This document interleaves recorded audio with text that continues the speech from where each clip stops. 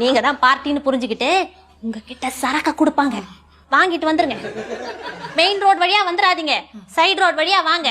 வழியில ஐயங்கார் பேக்கரி பக்கத்துல ஒரே ஒரு போலீஸ்காரன் மடக்குவான். அவன் நம்ம ஆளுதான்.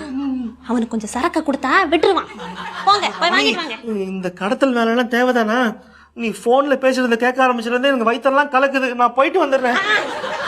சரக்க வாங்கிட்டு வர வரைக்கும் பாத்ரூம் எல்லாம் போக விட மாட்டேன். ரமணி, இந்த அட்லீஸ்ட் ஷேவிங்காவது முடிச்சுட்டு வந்துடுறேன். துண்டு வச்சிருக்கீங்கல்ல, அதை வச்சு தொடச்சுக்கீங்க. சரக்க வாங்கிட்டு வர வரைக்கும் எந்த காரியமும் பண்ண விட மாட்டேன். ரமணி, இது ரொம்ப கொடுமை ரமணி. உன் கடத்தலுக்கு என்ன உடந்தையாக்குறது மட்டும் இல்லாம கொடுமை வேற படுத்துறீங்க. நான் இப்பவே போலீஸ்க்கு போன் பண்றேன். நம்ம வீட்டுல இப்படியா? உங்களுக்கு வாழணும்னு ஆசை இல்லையா? நீ எல்லாத்துக்கும் துணிஞ்சிட்ட. எல்லாருக்கும் பிரேக்கிங் பாயிண்ட்னு ஒண்ணு இருக்கு. எனக்கு